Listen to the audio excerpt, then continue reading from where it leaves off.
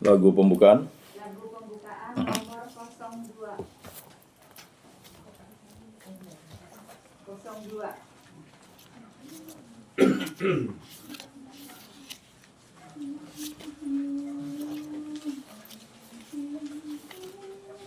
Satu, dua, tiga. Tuhan yang Maha Kuasa, Raja semesta alam, tatamu abadi mulia, takkan mungkin silam. Langit dan bumi musnah, Tuhan tetap jaya. Kami taat padamu, Tuhan Raja mulia. Kami taat padamu, Tuhan Raja mulia. Dalam nama Bapa dan Putra dan Roh Kudus. Amin. Semoga kasih karunia Tuhan Yesus Kristus, cinta kasih Allah dan persekutuan Roh Kudus beserta kita sekarang dan selama-lamanya. Bapak Ibu saudara-saudari yang terkasih dalam Yesus Kristus, cinta kasih Allah itu tiada batas. Cinta kasih Allah itu diungkapkan dengan pengorbanan Yesus Kristus di kayu salib. Begitu besar kasih Allah kepada umat manusia sehingga menganugerahkan putranya yang tunggal untuk menyelamatkan manusia, segenap makhluk hidup dan seluruh alam semesta ini. Maka pada hari Minggu kemarin kita merayakan Yesus Raja semesta alam, adalah penutupan kalender liturgi Katolik, dan dimulailah pada penutupan kalender liturgi, dan kita masuk ke tahun C. Dalam gereja Katolik itu ada tahun A, tahun B, tahun C. Tahun A, tahun B, tahun C itu diatur oleh gereja supaya kita dapat membaca kitab suci itu dan mendengarkan kitab suci itu selama 3 tahun. Itu kita sudah selesai membaca dan mendengarkan kitab suci. Karena kalau kita mengikuti bacaan dari hari Minggu sampai bacaan harian itu total 365 kali 3, itu sekitar ada 1000 lebih hari ya.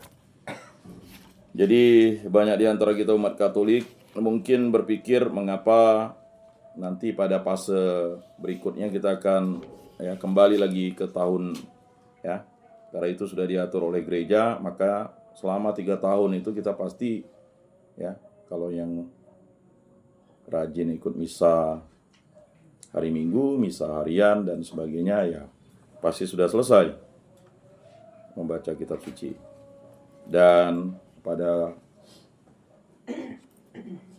minggu depan kita sudah masuk ke minggu Advent pertama, sehingga sudah sepantas dan selayaknya kita mempersiapkan Natal itu dengan sepantas-pantasnya, menerima sakramen tobat itu tidak jemu-jemunya dihimbau oleh gereja, karena umat Katolik memiliki sarana yang luar biasa, tidak ada di agama lain, bahkan di denominasi lain pun tidak ada. Jadi sakramen pertobatan itu adalah tanda rahmat Allah untuk menghapus dosa-dosa manusia. Apapun, kebusukan apapun, dosa apapun, kekurangan apapun silakan diakui di hadapan Allah melalui perantaranya. Karena dalam kamar pengakuan itu bukan lagi imam yang bertindak sebagai pribadi, tetapi imam bertindak sebagai perwujudan Allah Bapa. Jadi tidak perlu khawatir, ragu terkadang kita mungkin khawatir dosa-dosa kita diungkap. Tidak akan mungkin itu. Di gereja Katolik dosa itu adalah sesuatu yang memang harus dibereskan, dihapuskan, dan kita bertobat. Apalah artinya kita yang menyimpan dosa-dosa itu, karena dosa-dosa itu bukanlah sesuatu yang baik. Seperti barang busuk, itu akan membusuk dan akhirnya membuat kita busuk nantinya. Jadi kelemahan kita, kekurangan kita itulah sarana. Jadi tidak jemu-jemunya ya, kita harus menghimbau anggota keluarga kita untuk menerima sakramen pertobatan. Ya, akuilah dosamu sekurang-kurangnya setahun sekali. Itu sekurang-kurangnya. Kata sekurang-kurangnya itu minimal. Tapi bukan kita melaksanakan minimal. Ya, kita jangan menjadi orang Katolik yang minimalis, tetapi menjadi orang Katolik yang optimal. Sepenuh hati, sepenuh jiwa, sepenuh akal budi. Kita ingatkan anak-anak kita yang sudah sepantas dan selayaknya menerima sakramen Ekaristi untuk menerima sakramen tobat. Bahkan di setiap paroki itu ada pengakuan dewasa atau umum dan pengakuan anak-anak. Supaya ya memberikan kesempatan juga kepada anak-anak dan remaja untuk mengakui dosanya. Ya. Terkadang kita berpikir itu kita tak punya dosa. Ya, ngomongkan orang, kejelekan orang itu sudah dosa, ya kan? Tapi kita anggap sepele. Memang kalau kita ke gereja, kita mendapatkan absolusi umum. Makanya ada penitensi itu berguna bagi kita, semacam nasihat yang diberikan oleh imam kepada kita untuk tidak mengulangi dosa kita. Tapi kalau kita berdosa yang sama terus, ya kita ulang yang sama lagi, kan begitu. Ya. Tetapi kalau kita tidak akui, ya sampai kapanpun ya kita tidak akan menjadi rahmat dan berkat bagi diri kita, sesama dan keluarga kita. Pada malam hari ini kita memperingati ya meninggalnya Bapak Yulianus Surya yang genap 10 tahun dipanggil oleh Allah Bapa. Semoga Pak Yulianus Surya sudah berbahagia di surga, dan jika memang beliau masih berada di api penyucian, bukan api pencucian ya, api penyucian, purgatori. Jadi banyak di antara kita itu bilang api pencucian, api penyucian. Jadi api penyucian itu adalah situasi di mana jiwa-jiwa itu dibersihkan dari titik dosa. Jadi begini, jadi banyak umat Katolik itu ya belum memahami atau kurang memahami bahwa api penyucian itu adalah salah satu, bukan salah satu ya, satu-satunya sarana di mana Allah memberikan cita kasih yang luar biasa. Ketika orang yang dibaptis, dia meninggal dunia, lalu masih ada titik noda dosa di dalam dirinya, nah, dia masuk di dalam situasi itu. Ya, sampai nanti dia dimurnikan, disucikan oleh Allah sendiri dalam kerahiman Allah. Makanya kita kalau misalnya ketika ada orang meninggal dunia kan kita turut berduka cita, apapun agamanya, ya kan? Sebenarnya bukan rest in peace ya, rest in peace itu dia ada bahasa Latinnya itu ya, nanti dicari saja. Nah, lalu semoga jiwa-jiwa atau moga-moga jiwa-jiwa orang beriman beristirahat dengan tentram karena kerahiman Tuhan. Nah, karena kerahiman Tuhan. Jadi jiwa-jiwa itu beristirahat karena kerahiman Tuhan, dan jiwa-jiwa yang masih ada titik noda dalam meninggal dalam keadaan dosa ya itu akan dimurnikan dalam api penyucian. Nah, jadi api penyucian itu adalah situasi di mana jiwa-jiwa itu, siapapun yang mempunyai, yang kita kenal dan kita kasihi itu, baik adanya setiap dalam doa-doa kita ya dianjurkan, baik dalam doa-doa kita, mau doa pagi, doa malam atau apa, atau dalam doa rosario itu kita doakan. Makanya kalau misalnya ada salah satu anggota atau umat kita itu berdoa, itu puji Tuhan. Tapi kalau dalam rumah itu tidak berdoa, wah bahayalah itu. Maka bersyukurlah kalau salah satu anggotanya itu taat. Sebenarnya diharapkan semuanya taat dan setia. Memang kalau di dunia ini sepele-sepele saja, tetapi doa-doa kita itu sangat berguna bagi anggota keluarga kita yang masih berada di api penyucian. Bahkan waktu saya di Jawa itu udah 50 tahun dia meninggal masih didoakan oleh anaknya. Luar biasa. 50 tahun, peringatan 50 tahun meninggalnya. Ya, di kita ini kita anggap 1 tahun atau 1000 hari udah cukup lah. Tidak ada cukup-cukupnya karena kita tidak tahu dosa apa yang dilakukan orang yang meninggal dunia itu. Mana ada orang tahu dosanya, kan begitu. Sebaik apapun dia, tetap dia ada dalam keadaan dosa. Kata Santa Teresa dari Bunda Kalkuta, ya, setiap hari itu sampai bosan seorang imam itu menerima pengakuan dosanya. Jadi sebelum dia menerima sakramen Ekaristi, dia ngaku dosa. Jadi imam itu sampai, ya bukan kata bosan dalam artian apa, yang diakuinya dosanya yang itu kata catatannya. Sehingga Santa Teresa dari Kalkuta itu, ya, maka pengangkatannya menjadi orang kudus itu, ya, cukup cepat, ya. Nah, jadi itu. Jadi kita sebagai umat lingkungan, baiknya kita mendoakan umat-umat lingkungan kita yang udah meninggal dunia. Takutnya anggota keluarganya itu santai-santai saja, tidur tinggal tidur, makan tinggal makan, ya kan? Peringatan apapun enggak dikirim doa, kan begitu. Nah, ini sebaiknya Bapak Ibu, saudara-saudari ingat anggota keluarga yang sudah meninggal dunia. Ya. Jangan menganggapnya sudah berada di surga, tapi kita tidak tahu kalau berada di surga dia menjadi pendoa kita. Tapi kalau dia berada di api penyucian, dia membutuhkan doa-doa kita. Makanya gereja yang berziarah, gereja yang menderita, gereja yang berbahagia. Nah, jadi Bapak Ibu, saudara-saudari itu. Jadi jangan jemu-jemu mendoakan orang yang sudah meninggal dunia, ya. Apalagi kalau misalnya kita masih ada kebencian, berarti dia juga masih terikat.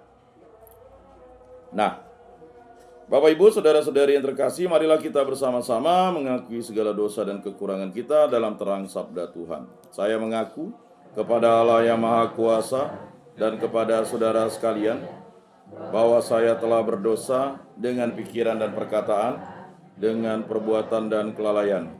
Saya berdosa, saya sungguh berdosa. Oleh sebab itu saya mohon kepada Santa Perawan Maria, kepada para malaikat dan orang kudus, dan kepada saudara sekalian, supaya mendoakan saya pada Allah Tuhan kita.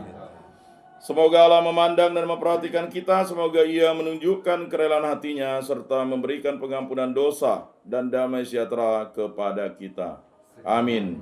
Tuhan kasihanilah kami, Tuhan kasihanilah kami. Kristus kasihanilah kami, Kristus kasihanilah kami. Tuhan kasihanilah kami, Tuhan kasihanilah kami. Kemuliaan kepada Allah di surga dan damai di bumi kepada orang yang berkenan padanya. Kami memuji Dikau, kami meluhurkan Dikau, kami menyembah Dikau, kami memuliakan Dikau. Kami bersyukur karena kemuliaan-Mu yang besar, ya Tuhan Allah, Raja Surgawi, Allah Bapa yang Maha Kuasa. Ya Tuhan Yesus Kristus, Putra yang tunggal. Ya Tuhan Allah, Anak Domba Allah, Putra Bapa. Engkau yang menghapus dosa dunia, kasihanilah kami. Engkau yang menghapus dosa dunia, kabulkanlah doa kami. Engkau yang duduk di sisi Bapa, kasihanilah kami. Karena hanya Engkaulah kudus, hanya Engkaulah Tuhan, hanya Engkaulah Maha Tinggi, ya Yesus Kristus, bersama dengan Roh Kudus, dalam kemuliaan Allah Bapa. Amin. Marilah berdoa. Allah Tritunggal yang Maha Kudus, kami bersyukur di hadirat-Mu. Berkat kasih karunia-Mu, Engkau menjadikan kami milik-Mu seutuhnya karena Yesus Kristus Tuhan dan Juru Selamat kami. Yesus Kristus, Anak Domba Allah, Engkau telah mengorbankan diri demi keselamatan kami. Semoga kami pun rela berkorban dan siap sedia berbagi berkat bagi sesama. Kami berdoa bagi Bapak Julius Surya yang telah Engkau panggil 10 tahun yang lalu. Ampunilah segala dosa-dosanya dan terimalah dia di dalam kerajaan-Mu.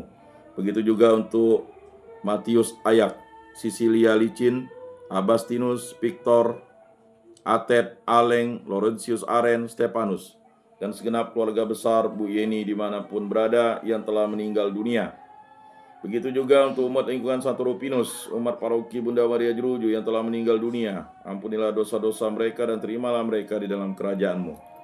Begitu juga keluarga ini memohon kesehatan untuk keluarga besarnya, semoga diberikan kesehatan, kelancaran rezeki, dan yang paling utama selalu mencintai Yesus Kristus dalam gereja yang satu, kudus, katolik, dan apostolik.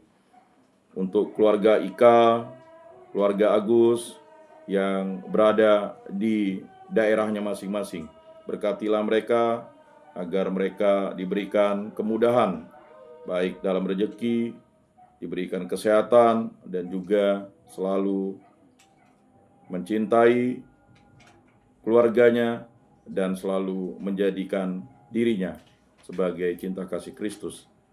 Begitu juga untuk umat lingkungan Santo Rupinus, supaya para lansia, para orang tua, para orang muda, para remaja dan anak-anak bahu-membahu bersatu padu untuk selalu memuji dan memuliakan nama-Mu. Semua doa ini kami serahkan dengan perantaraan Tuhan kami Yesus Kristus yang hidup dan beraja, kini dan sepanjang segala masa. Amin. Bacaan dari kitab Wahyu.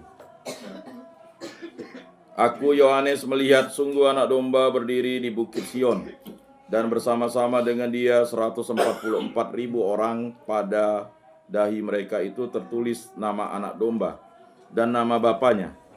Lalu ku mendengar suatu suara dari langit bagaikan desau air bah dan bagaikan deru guru yang dahsyat. Dan suara yang kudengar itu bunyinya seperti permainan kecapi.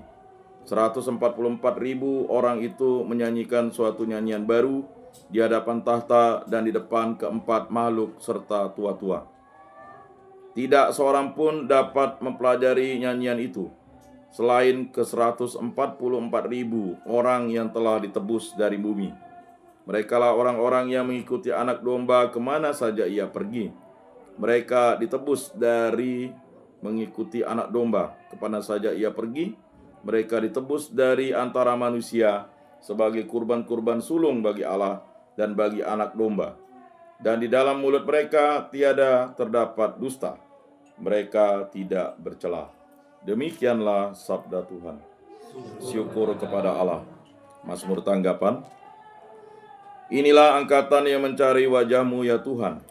Inilah angkatan yang mencari wajah-Mu ya Tuhan. Milik Tuhanlah bumi dan segala isinya, jagat dan semua yang diam di dalamnya. Sebab dialah yang mendasarkan bumi di atas lautan dan menegakkannya di atas sungai-sungai. Inilah angkatan yang mencari wajah-Mu ya Tuhan. Siapakah yang boleh naik ke gunung Tuhan? Siapakah yang boleh berdiri di tempatnya yang kudus? Orang yang bersih tangannya dan murni hatinya, yang tidak menyerahkan diri kepada penipuan. Inilah angkatan yang mencari wajah-Mu ya Tuhan. Dialah yang akan menerima berkat dari Tuhan dan keadilan dari Allah penyelamatnya. Itulah angkatan orang-orang yang mencari Tuhan, yang mencari wajah-Mu ya Allah Yakub. Inilah angkatan yang mencari wajah-Mu ya Tuhan. Lagu antar bacaan, silakan. Lagu antar bacaan nomor 44. Haleluya nomor 44.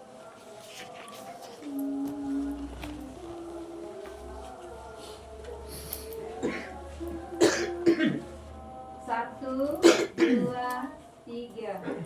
Betapa indah rumah-Mu Tuhan, Raja alam raya. Burung pipit serta layang-layang Kau berikan sarang. Betapa ku rindu tinggal di rumah-Mu. Sorak dan sorai bagi-Mu. Ya Tuhan, dengarkanlah doaku, pandang niat kami. Kami rela menanti saatnya masuk ke rumah Dikaulah bebas